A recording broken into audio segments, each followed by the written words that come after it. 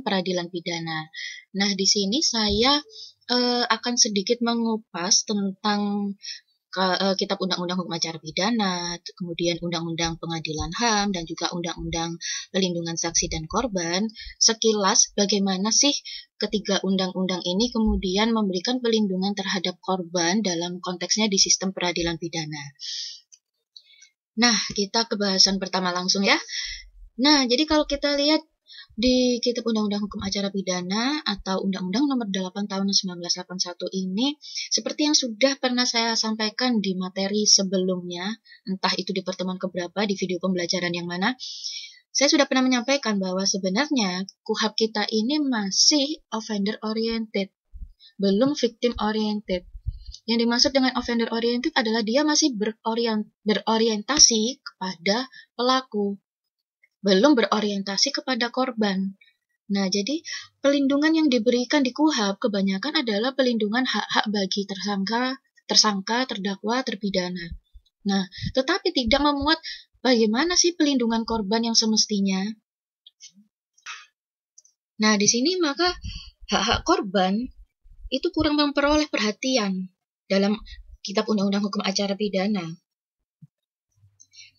Coba kita bandingkan dengan pelaku kejahatan.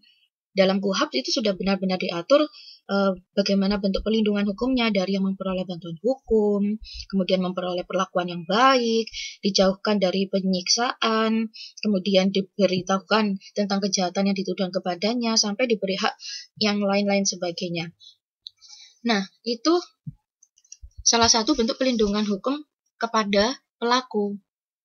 Nah, sekarang kita coba lihat pelindungan hukum terhadap korban dalam KUHP. Ya, walaupun ini masih sangat minim sekali, tidak begitu sebagus yang ada di pelaku, tetapi sebenarnya masih ada bentuk perhatian kepada korban, walaupun mungkin hanya sedikit dan tidak terlalu komprehensif. Nah, kita lihat coba di pasal 98 sampai 101. Tentang menuntut ganti rugi dengan cara penggabungan perkara pidana dan juga perkara perdata. Nah, ternyata dalam beberapa referensi dinyatakan bahwa terdapat beberapa kelemahan dalam sistem ini. Ternyata pada praktiknya itu juga ternyata jarang loh, dan bahkan intinya jarang dilakukan penggabungan perkara gugatan ganti kerugian antara pidana perdata ini jarang. Kemudian ada penggabungan perkara. Nah, hal ini bisa terjadi karena kadang itu korban juga tidak mengetahui hak, dia memiliki hak seperti itu. Penuntut umum juga tidak memberitahukan hak tersebut kepada korban. Nah, karena mungkin entah itu merasa merepotkan dan sebagainya, saya kurang tahu ya. Tapi dalam beberapa referensi pada praktiknya tergambar seperti itu gitu. Nah, demikian juga dengan nasihat hukum dan hakim yang lainnya itu juga mungkin tidak seberapa menawarkan prosesnya terkait dengan penggabungan perkara seperti apa, perkara pidana dan juga perdata. Nah, ini kemudian ternyata dalam beberapa referensi dalam praktiknya ternyata juga ada masalah gitu loh. Nah, kita lanjut ke pasal 80. Itu juga ada pelindungan korban dalam bentuk korban bisa mengajukan keberatan atas penghentian penyidikan atau penuntutan dari si pelaku. Nah, itu merupakan salah satu hak korban juga bisa.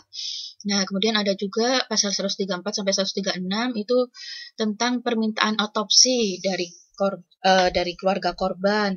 Itu ada juga di situ. Nah, ini coba saya bacakan salah satu redaksinya ya. Dalam hal sangat diperlukan, di mana untuk keperluan pembuktian bedah mayat tidak mungkin lagi dihindari, penyidik wajib memberitahukan terlebih dahulu kepada keluarga korban.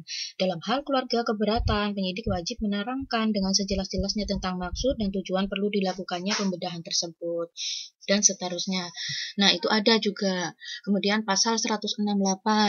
Nah, ini tentang korban sebagai saksi itu juga dapat mengundurkan diri untuk memberikan kesaksiannya. Nah, di sini ternyata KUHP juga sebenarnya memberikan pelindungan terhadap korban. Namun, pelindungan yang diberikan itu tidak yang terlalu spesifik dan tidak terlalu komprehensif, tidak secara menyeluruh gitu loh. Nah, ini yang kemudian melahirkan adanya Undang-Undang 13 tahun 2006 tentang pelindungan saksi dan korban. Akan saya bahas di berikutnya nanti ya, setelah kita membahas yang Undang-Undang Pengadilan HAM. Sekarang kita bahas yang Undang-Undang Pengadilan HAM dulu.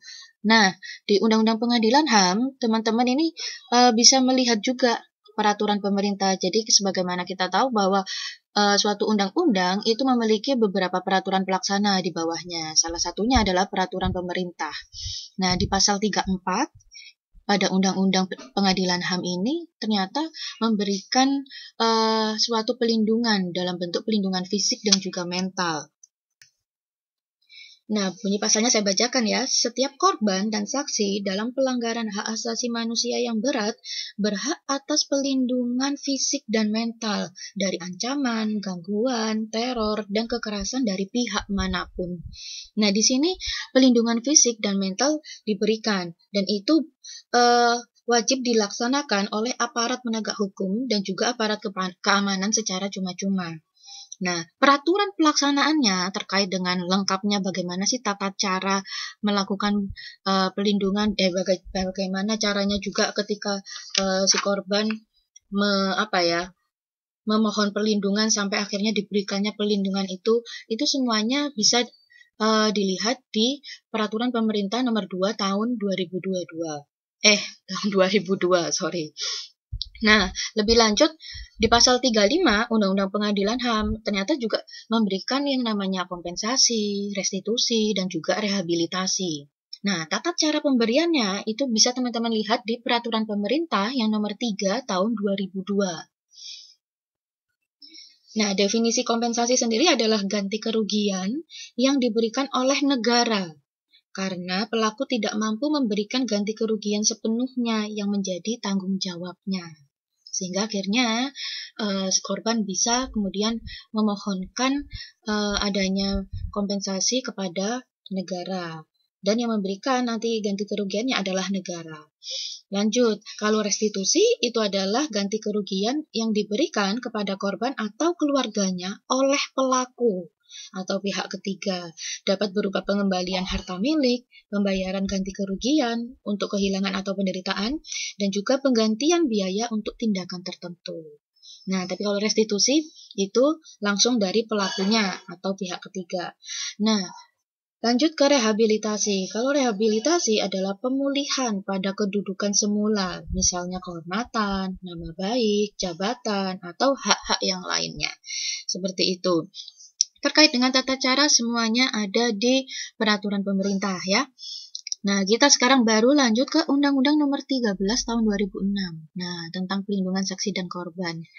Nah, ini kita lihat ya dari tahun 1981 KUHP ternyata tidak seberapa komprehensif memberikan pelindungan terhadap korban karena memang masih offender oriented, masih berorientasi kepada pelaku.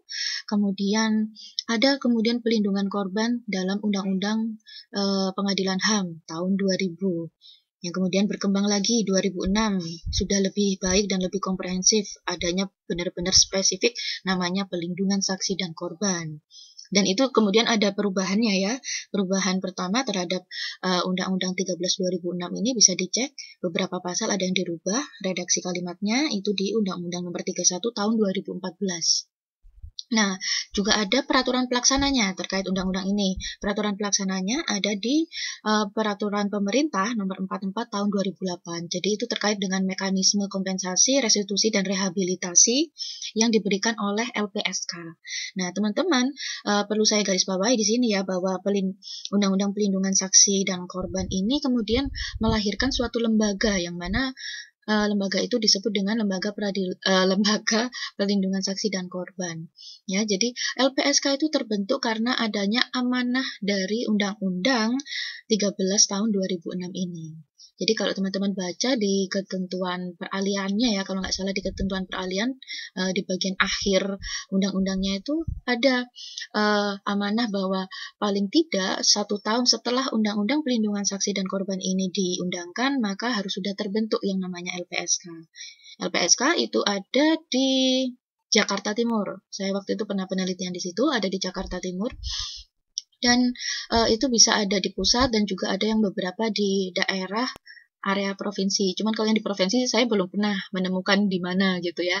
Tapi kalau yang di pusat jelas yang di Jakarta Timur itu. Nah, kemudian undang-undang ini juga mengatur hak-hak korban itu banyak sekali. Bisa dilihat di sekitar pasal 7 atau pasal 6 ya. Kayaknya pasal 7 sih. Yang kemudian juga nampaknya ada sedikit penambahan hak pada undang-undang yang perubahan tahun 31 tahun 2014 gitu. Jadi ada yang namanya hak pelindungan identitas korban, hak pelindungan identitas saksi, kemudian ada juga hak untuk hak untuk diberikan rumah aman ketika dia merasa terancam dan sebagainya. Itu ada yang uh, termasuklah hak-hak yang bisa diterima oleh korban dan juga saksi.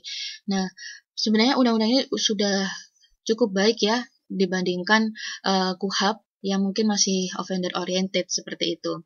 Nah, kita akan membahas tentang Undang-Undang Pelindungan Saksi Korban lebih dalam mungkin di pertemuan berikutnya ya, terkait dengan hak-hak yang diterima oleh korban. Kemudian ada juga nanti kita bisa bahas terkait apa sih LPSK itu, karena memang di Undang-Undang Pelindungan Saksi dan Korban ini memang amanahnya untuk membentuk LPSK.